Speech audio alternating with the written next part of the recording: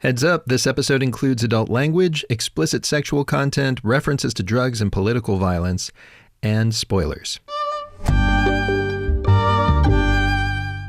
So as we start a new kind of globetrotting season of this show, I want to take you back to fall 2007 and my first trip as an overseas reporter for American Public Radio. It spoiled me forever. That's because it was a trip to Ireland, the easiest place on earth to be a reporter. See, most times it's hard to convince people to talk when you pull out a microphone. In Ireland, they see a microphone and come running. Like, here's my favorite example. I was in the town of Knock, just taping the sound in a shop that sold religious artifacts. Now, €35 and 5 cents. Eventually, the shop owner offered me a cigarette. And as I took it, still recording, suddenly this random, very friendly little woman with a huge smile and twinkling eyes materializes beside us, announces she's from County Galway, and asks, "Have you ever been to Woodford in County Galway?" "No." "You should see what they smoke up there. They make their own cigarettes. They make it from gander's feces." Yeah, that's what she said. Gander's feces. I swear to God, none of this was scripted. What is that? You know, a male goose, a gander. Well, the gander goes along out the mountain, and the gander drops his feces here and here and here and here.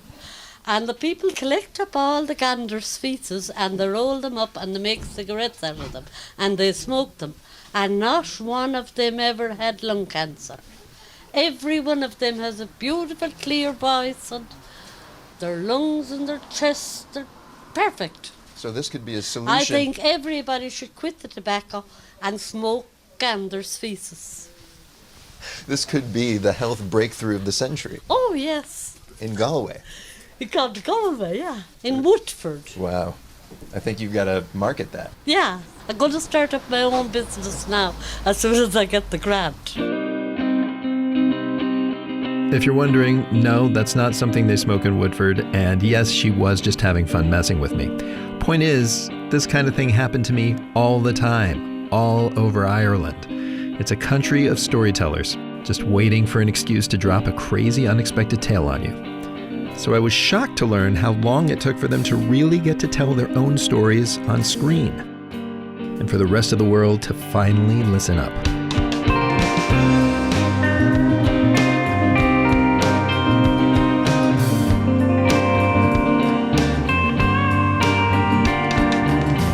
I'm Rico Galliano. Welcome back to the Mubi Podcast. Mubi's the streaming service that champions great cinema. On this show, we tell you the stories behind great cinema. Today, just in time for summer travel season, we kick off Season 8. We are calling it Traveling Shots. Every episode, I'll take a tour through a different part of the planet to learn about its movie history, dive into its coolest cinema spaces, talk to a few of its best filmmakers, and remind us that wherever you go, film culture matters. Everywhere in the world, they need places like this. They are the breeding grounds, the fertile soil of what is later called creative industry or culture. And also, I'll admit it, at a moment when a lot of borders and minds seem to be closing, I feel like it's never been more important to get out there, to listen, and to learn about the whole wide world. So you'll be hearing people and places I taped over the last year in Mexico City, Amsterdam, Istanbul, the strange and exotic land of Los Angeles.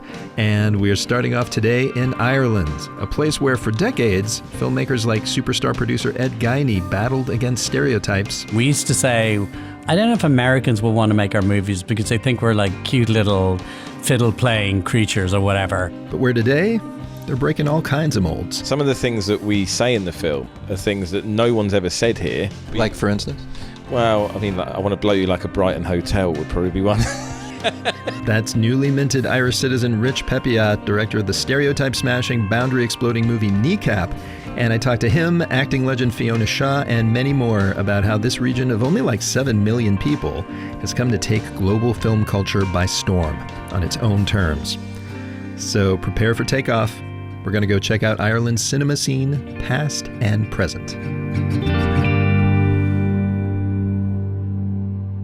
So you probably know the island of Ireland is divided politically. There's the Republic of Ireland, which is part of the EU, and there's Northern Ireland, part of the UK. We're going to get to both in this episode, but I started with a tour of the Republic's movie history. It kicked off on a sunny, super festive March day in Dublin, beside a statue of the unlikely godfather of Irish cinema, a guy better known as a local literary giant, author James Joyce. So the James Joyce statue is located here on North Earl Street, almost city center, literally. That's Josh Newman. He is a curator at Dublin's James Joyce Institute. And as we gaze at the human-sized statue version of Joyce, first thing I notice is he doesn't look particularly happy. Yes, I've been trying to find a photo in which he smiles. I cannot find one. You know, the most maybe there's like a little smirk, kind of like that. But yeah, he didn't like to smile. I should say his teeth were terrible. He just had really awful teeth. So maybe he had a reason not to smile. Yeah. But just a few blocks away, past a street busker, down a busy shopping avenue, Josh leads me to a spot where once stood maybe another reason for Joyce's perma-frown, the ill-fated birthplace of Irish moviegoing. So we are standing in front of Penny's, a department store. What this used to be is the Volta Cinema, or the Cinematograph Volta, that was established here December 20th, 1909 by James Joyce. This was Ireland's first movie theater. Now, Joyce first fell in love with movies in Trieste, Italy, where he had actually moved to escape Ireland. Hard to blame him. At the turn of the century, his homeland wasn't a great spot for artistic visionaries. Poor, kind of provincial, still ruled by Britain and dominated by the conservative Catholic Church. But Joyce hadn't published anything yet, and living in Trieste wasn't cheap.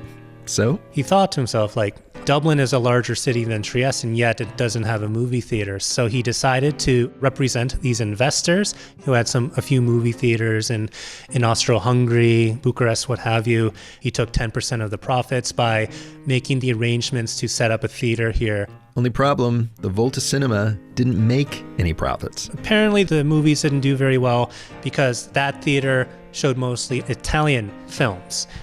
Why did they only show Italian films? Because they were Italian investors. They owned the theater, and I guess they didn't really think about that. Neither had Joyce. He liked Italian movies. For him, this was just further evidence of his homeland's isolation and closed-mindedness. 2 months after opening the Volta, he quit and headed back to Trieste. So I think, Ireland does owe Joyce some gratitude in bringing cinema to Ireland, even if he kind of mishandled it. Still, not a great start for Irish film culture.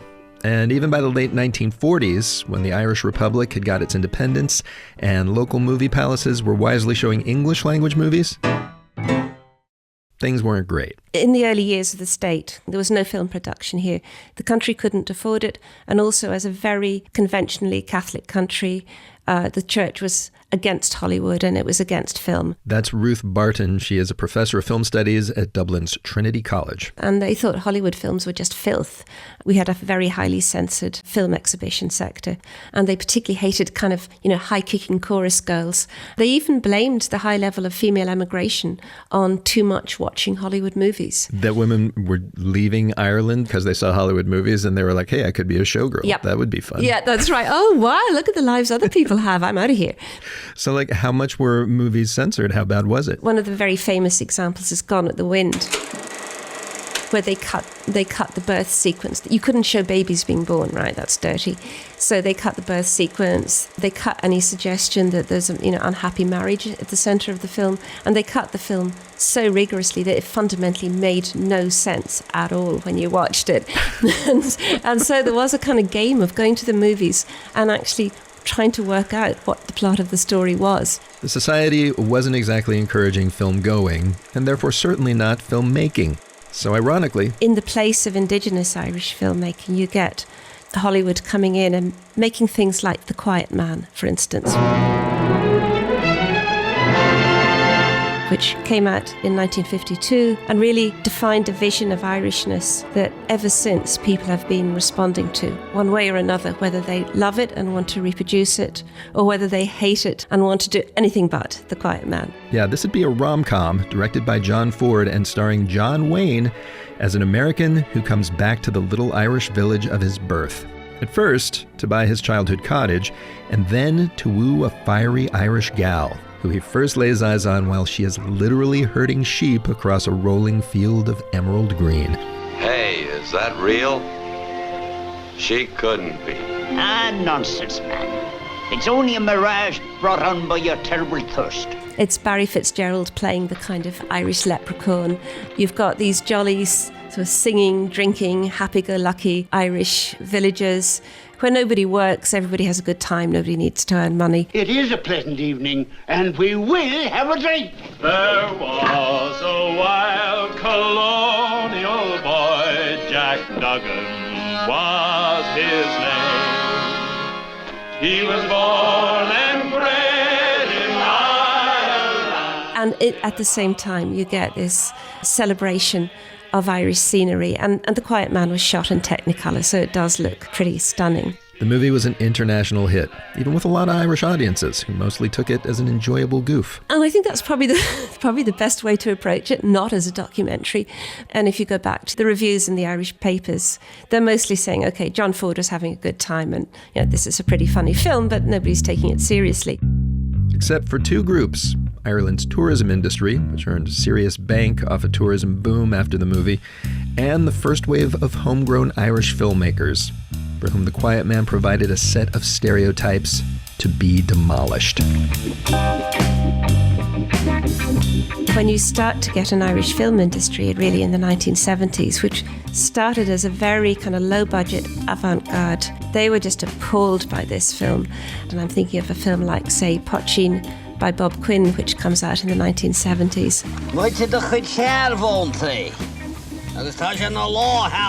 Yeah, Poitín is like the anti-Quiet Man. The story of a guy and his daughter making moonshine in the Irish boonies who get relentlessly harassed by a couple of thugs.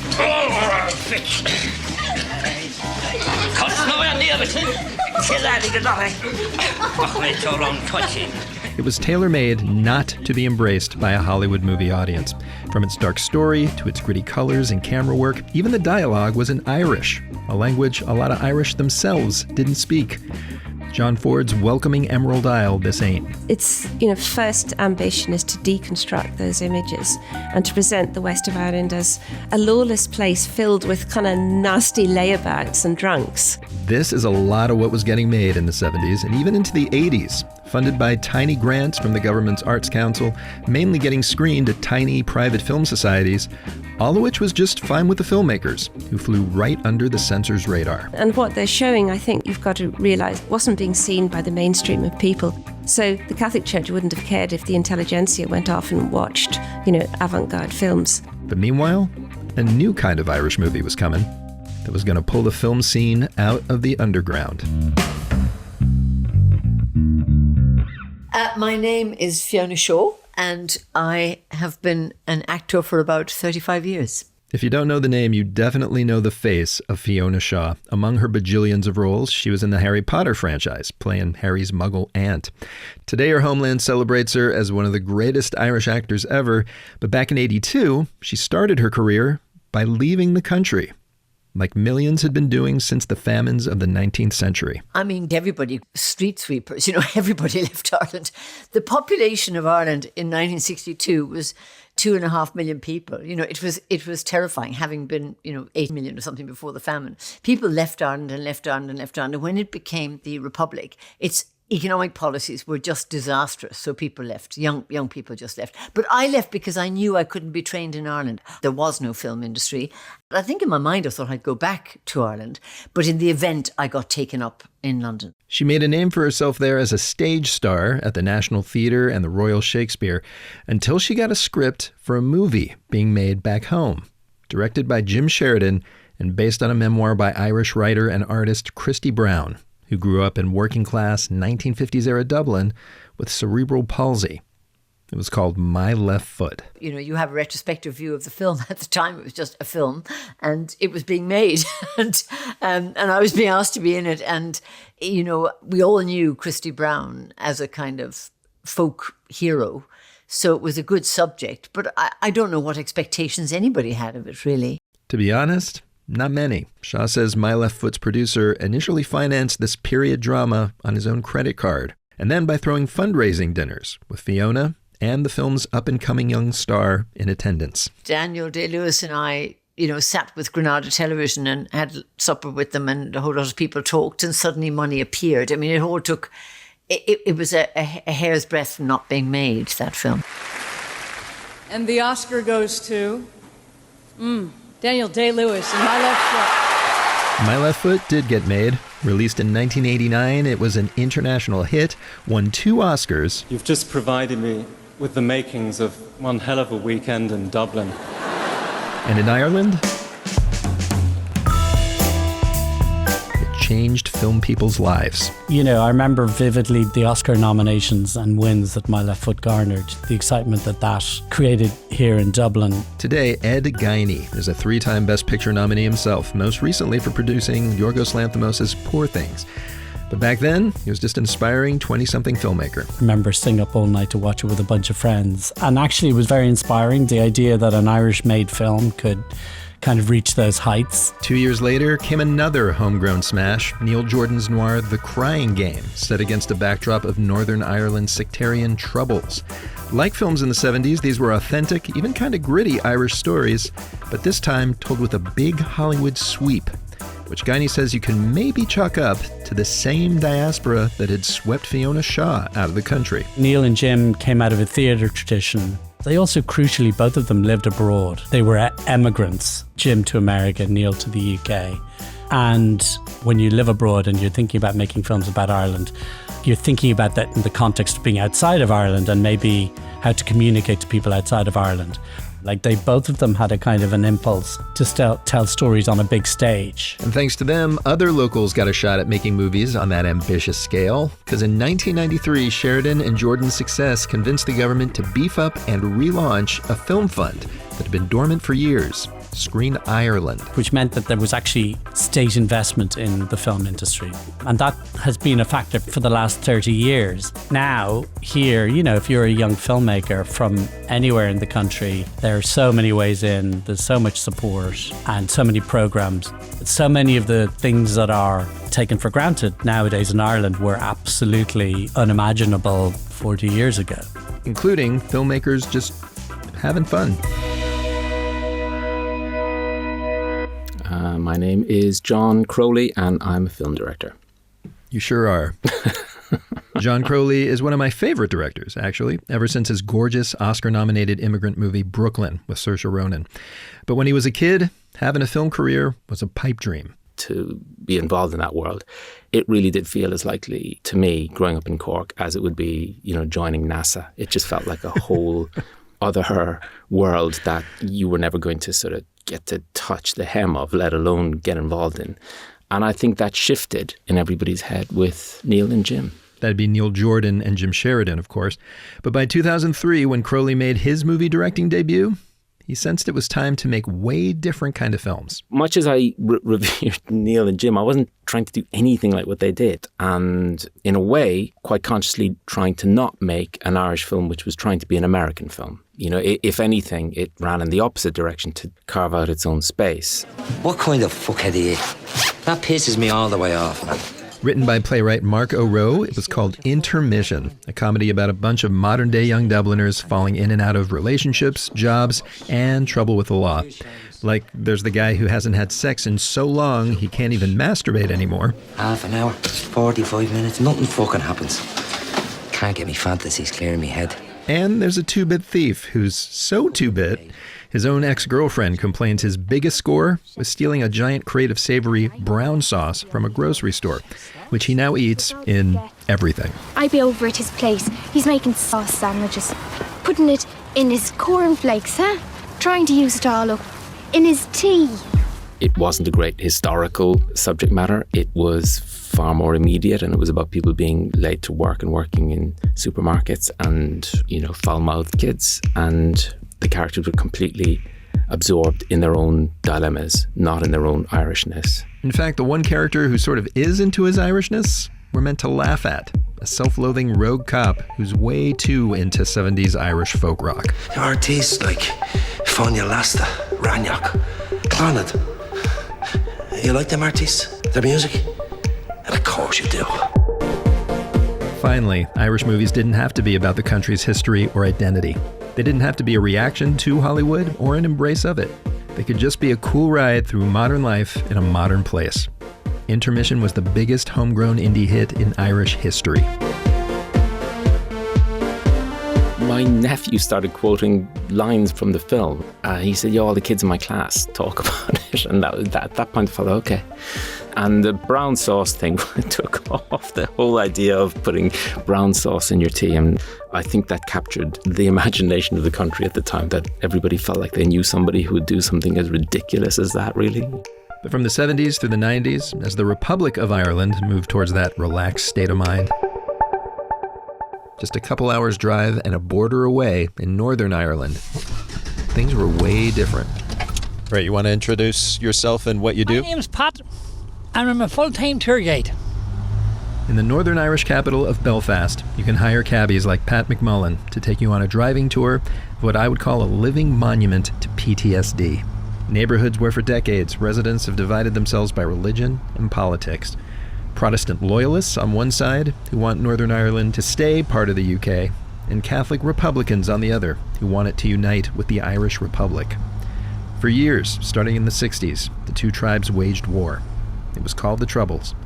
And even today, so-called peace walls between them still run through sections of Belfast. You're going to be driving through walls and large gates which divides the communities, and those gates will be closing tonight at 9 p.m. still today. There are 43 walls in the city, but keeps the two communities apart. No need for them today, but if you have a comfort blanket for over 50 years, you don't want to give it up. It's purely about feeling secure. You feel insecure, and the biggest wall you have is inside your head. That is the biggest wall you have. How did a film culture grow in a place like this? It's happened in some unexpected ways. That's coming up in just a minute. Stay with us.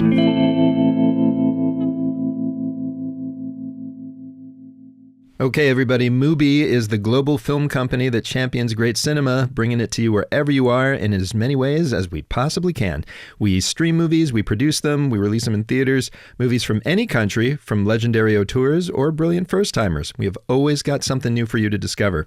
And hey, coming up in the next act, we're going to be talking about how Irish language movies have become all the rage. So let me urge you to discover the latest example thereof. It is a movie called Bring Them Down from award-winning director Christopher Andrews. It stars Oscar nominee Barry Keoghan. You'll remember him from Saltburn. And also Christopher Abbott from Poor Things. He plays a shepherd living with his ailing dad out in the Irish countryside who gets caught up in a conflict with a rival farmer and his, let's say, unhinged son, and then things escalate.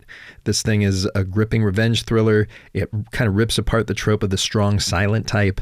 Powerful stuff, and it's exclusively on Mubi in the US, UK, Ireland, of course, and many other countries. Head to Mubi.com to subscribe and start watching. As always, you can find all the links and info you need in the show notes of this episode. Meanwhile, let's get back to it.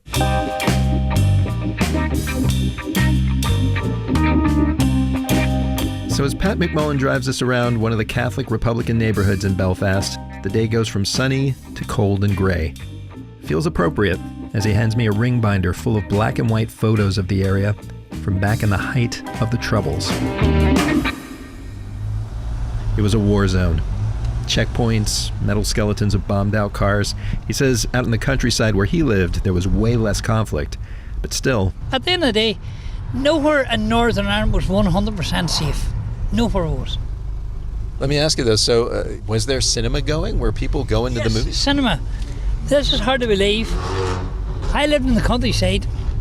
I always had a nice new car. But when I was going to the cinema, I took an old builder's van with me so as they didn't break into their steal my car. They wouldn't steal your car? Yeah, you just took some hunk of junk with you. When you basically came into town because it was dangerous? The city, yeah. bombs went off outside cinemas. People got caught in shootouts as they filed out after a movie. The Queen's Film Theatre in the south of Belfast, away from the fighting, became a kind of neutral ground, and it survives today. But a lot more closed. At one point in 1974, a local paper reported you could leave Belfast and drive through town after town for 70 miles without finding a movie theatre. And Trinity College's Ruth Barton says professional movie making was hobbled for decades. Not least because the Troubles, don't end until the end of the 1990s, and nobody would have got insurance to film in the north, or particularly if they went to film in Belfast. It wasn't possible. And any film that was set in Belfast was actually filmed in Dublin or elsewhere. But then two big events started turning things around. Here's the first. Good evening. Within the last few minutes, the parties involved in the Northern Ireland peace talks have reached an agreement. In 1998, the Good Friday Agreement ended most of the violence. Is there a palpable sense of excitement? There is, of course. I mean, this is new territory for all of us. There are journalists here, there are cameramen here who are terribly emotional about what they've seen here. Men and women who have spent their careers covering the Troubles. They're seeing something good come out of this. And then, of course, the huge thing that happened to Northern Ireland was Game of Thrones. Yeah, in 2004, in what feels like a symbolic farewell to bad times, an old Belfast hangar where the actual Titanic got its first paint job was repurposed as a film studio. And in 2010, the creators of HBO's epic fantasy series Game of Thrones made it their main location. They also shot at picturesque spots all over Northern Ireland for 10 years. And that suddenly produced a whole infrastructure, that had to develop in order to be able to make Game of Thrones. And so you get studios being developed, you get sound stages being built, you get people being trained, you get actors getting opportunities that they would not have had before. And it was Game of Thrones that really transformed things. And that's when local filmmakers started reckoning with a new challenge. What would it look like now for them to put Northern Ireland stories on screen? So one of the things that you have to sort of ask yourself is, at the end of the Troubles, how do you tell the story of the Troubles? How do you make films that seem authentic, that are set in Northern Ireland, and how do you negotiate the legacy of the Troubles when you do that? Yeah, because on the one hand, it's kind of like, all anybody thinks of us is the Troubles, and we're more than that. But on the other hand, it does seep into everything, so how can you escape it? That's right, and people are still defined by their religion in the North, so you can't get away from it. But then you get a few things happening, like the success of Derry Girls, right? The TV series Derry Girls, which was just a massive hit. A new school can seem like a very scary place. Set in the 90s, The Derry Girls is a 2018 sitcom about a set of aggressively oddball Northern Irish Catholic school teens who are dealing with typical petty, horny teen girl stuff, but in a world where, their school bus gets stopped and searched for bombs by British soldiers. Everyone remain seated. One of whom they find kind of hot. What's going on? I don't know. But do you think if I told him I had an incendiary device down my knickers, he'd have a look? And it was made by local people. It starred, local actors. And it was a very local story that was sort of about the Troubles, but more about growing up in the Troubles. And the Troubles were sort of slightly outside of its range, but just always there. Yeah, it colors the comedy rather than being about it. Yeah, it's not about it, but it comes in and out, right? And so I think Derry Girls was really important. In the 2010s, there were movies like this too, blackly comic or sometimes even joyous stories set in the Troubles, but about people living their lives despite them. And then, just last year, came a comedy set in the modern day, about a trio of young Belfast guys who were barely alive for the Troubles, but rail about living in the aftermath, using their own special language. Literally. My name is Rich Peppier, and I'm the writer and director of Kneecap. I visited Rich at his Belfast home in a neighborhood not far from the Peace Walls.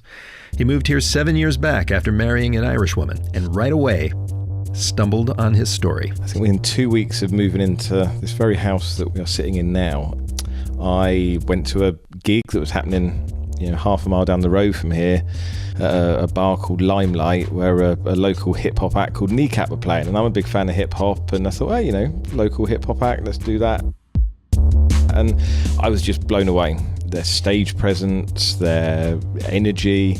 And more than that, there was 500 or so young people in the crowd who were rapping back to them in Irish every word of their songs. And to me, that was, as a man just come over from London, was quite the revelation that there was this young, vibrant Irish language community. That's because at the time, the Irish language had become a political football. Northern Irish Republicans were pushing to get it recognized as an official language of the state, for instance, putting it on signage right alongside the Queen's English, while pro-British loyalist politicians were like, almost no one here even speaks Irish. You're just trying to make this place less British. But the problem isn't the Irish language, it is the politicization of that language. But at the Limelight, as Rich watched Kneecap spit anti-British rhymes in Irish, It didn't feel like some dead relic of a language. It felt like a political rally crossed with an off-the-chain party. Here was these three guys really at the forefront of it all, but in a really intriguing way, because they were throwing baggies of white powder into the crowd and, getting their arse out with Brits out written across it, and generally just being absolute madmen. An unexpected movement led by very unexpected guys, which convinced Kneecap to star in a fictionalized biopic of their own lives that ended up making a big real-world impact. It's the story of two Catholic friends, Liam Oge and Nisha, who are bonded by a love of petty crime, all-night raves, and outrage at the sectarian politics that still rule their Northern Irish lives. Like, on one hand, Nisha resents his Republican ex-paramilitary dad, played by Michael Fassbender, the guy who's been in hiding since the Troubles. You bring a stolen car here. Here. And disses his kids' choices whenever they meet. You're putting the whole operation at risk. Can operation? Every day I am not captured is a psychological victory against the occupiers. That's the operation. But the two friends reserve most of their anger for said British occupiers. They join forces with a local Irish language teacher come DJ to get loaded and pump out protest reps like CEARTA, the Irish word for rights. CERTI is coming up the fuck for you, Ian Carter.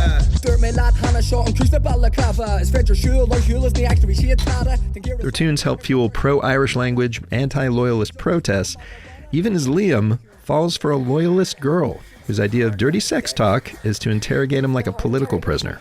That's right. Confess! Confess! Never! Spill your secrets inside me, you Fenian cunt! In other words, like the band, the movie takes every expectation or taboo anyone ever had about Northern Ireland and blows it to pieces. There's a lot of sacred cows here, and Kneecap have always been very good. One of the things I love about them is they've always kind of like rode roughshod over those sacred cows and made jokes about them. Some of the things that we say in the film are things that no one's ever said here. And would be, like, for instance? Well, I mean, I want to blow you like a Brighton hotel would probably be one. Don't you dare come. I want to blow you like a Brighton hotel. That'd be Liam's girlfriend again, referencing the time back in 1984 when Republicans tried to assassinate UK Prime Minister Margaret Thatcher by, blowing up a hotel in Brighton. There was not a single funder on this film that wanted that line in there. I came under immense pressure to take that line out. You can see where the band's boundary demolition could get them in the kind of trouble they landed in just a couple months ago when London's Metropolitan Police brought Liam up on terrorism charges for brandishing a Hezbollah flag on stage. But amazingly, back when the movie hit cinemas, instead of triggering a backlash, it was a hit in Ireland and Britain. Maybe because it was helmed by a guy with feet in both. I think if you're from here, you can't help but be seen, and there's probably a bit of truth in it as well, as having some sort of slant. You're either from one side or the other. And it's very difficult. No one's really neutral, right? And I think maybe in a way it would have been hard for an Irish man or woman to have made the film because it would have been seen as there's an axe to grind, there's an agenda. And I was sort of seen more as a neutral party. In that way, it's kind of the ultimate post-Troubles movie. And it joined at least one other film that's made the Irish language and Irish cinema go viral. You know, the Kneecap story is amazing of just these guys in the north that are a couple of headers, really. Rebecca Geiler, a.k.a. Bex, is a Belfast native who helps host the storytelling event series Seanachia and its offshoot podcast In Their Shoes. But they love the Irish language, like even the sound of it, and make it something that everyone kind of wants to know now.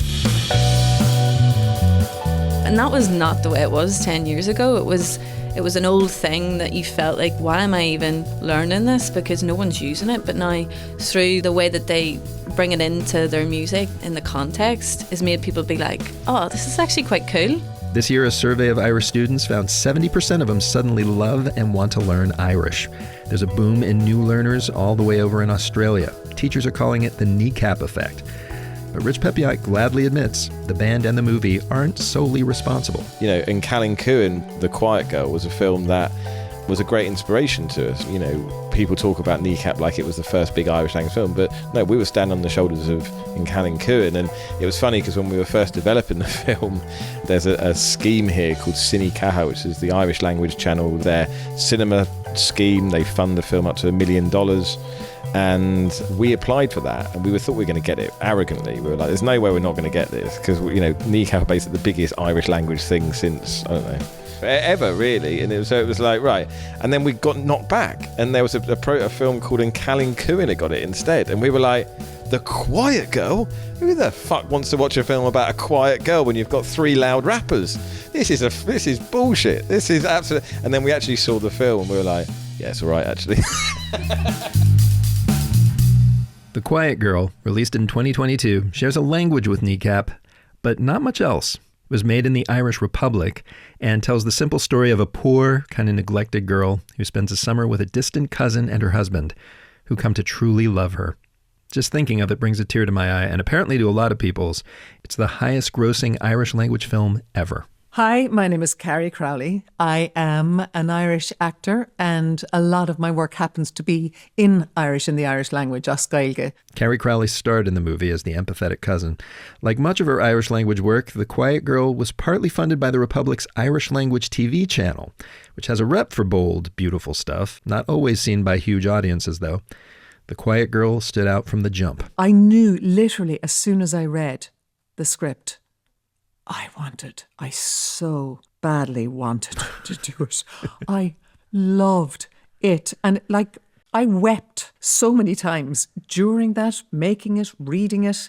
And then it started to get release. And it was the longest running film, not Irish film, and certainly not Irish language film. It was the longest running film ever in the Irish Film Institute at a certain point in time. And to me, that was extraordinary. This was a film in the Irish language. You know, when you first started getting into the business and first started making Irish language cinema, would you have expected this, that the 2 biggest films of recent years out of Ireland would be in the Irish language? No, I would never have imagined it. It's like one of those, you know, if you could have one dream, what would it be? I would never have thought that was a possibility. Not least of all because even in the Gaeltacht, the slivers of Ireland where a majority speak the language, it wasn't always embraced. There was a time when, for those who lived in the Gaeltacht, they kind of wanted to sound like they spoke English more than Irish, so they would kind of throw the Irish to one side in case it made them look lesser. Now, who brought that idea into the country, or who put that idea into people's heads? It should never have happened. But now there's much more pride, and there's a much younger contingent who are happily speaking the language. And I mean, when it comes to movies at least, there's definitely lots for the Irish to be proud of right now. In 2023, more than 3 decades after My Left Foot won its Oscar, Ireland had another big night.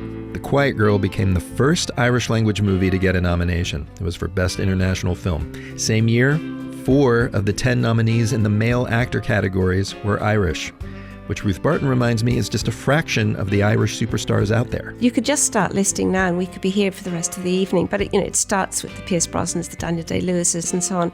And then you're going right up to people like Barry Keoghan, Brendan Gleeson, the Gleesons, in fact, Donald Gleeson, Brian Gleeson. There are many Gleesons. And of course, Paul Mescal, who became so big after Normal People, Cillian Murphy. Oh yeah, speaking of him, the next year, 2024, this happened. And the Oscar goes to Cillian Murphy. That'd also be the year the Ed Guiney-produced Poor Things was up for Best Picture, and the year NECAP became the first Irish language movie to premiere at Sundance, won the Audience Award there, and then racked up a slew of BAFTAs. Right now, I'm a very proud Irishman standing here tonight, so... Ireland's screen storytellers have definitely seized the microphone.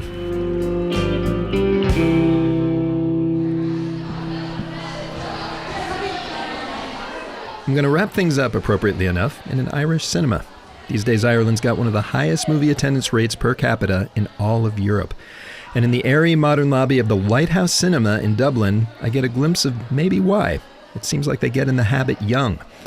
Hordes of high schoolers stream around me, all of them here to analyze movies as part of their public school curriculum. The teachers bring them here to watch them. It's the best experience they can get from them, and they can have discussions afterwards. David Kelly is a programmer at the Lighthouse. Mostly it's curriculum-based, English curriculum, so a lot of Hamlet and Macbeth and stuff like that, 3-hour versions as well, so the students are very much in it for the long haul some mornings, yeah. They're like, oh no, the Branagh Hamlet, not that. Dave and I escaped the noise by ducking into an empty screening room, along with the Lighthouse's head of cinema, Alice Black. I want to know what movies bring in big audiences these days at this Irish art house. Turns out it's mostly what you'd expect, David Lynch retrospectives, you know the drill. Also, of course... I mean, A Quiet Girl, we're still kind of trying to dissect what happened with The Quiet Girl. It was just incredible, you know. I mean, it's a huge box office phenomenon in Ireland. Huge, absolutely huge.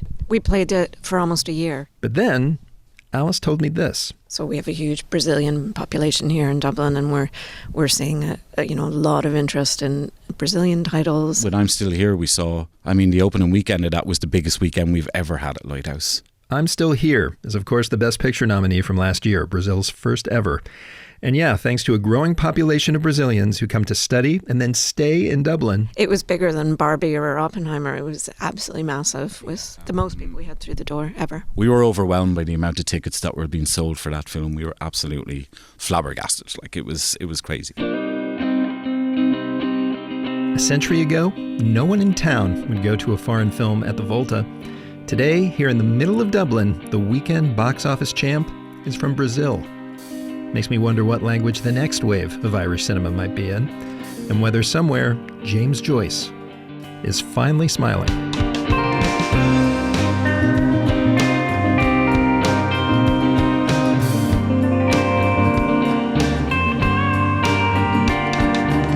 And that's the movie podcast for this week. Follow us this season as I touch down in cities all over the globe. Next week, I learn why my favorite city is a great place to watch movies, but hasn't always been a great place to make them. What is amazing about Dutch people is that they are so bluntly honest. But for art, that's not good for stories. That's boring. It's the film scene of Amsterdam, featuring the bluntly honest director of Baby Girl, Helena Rain.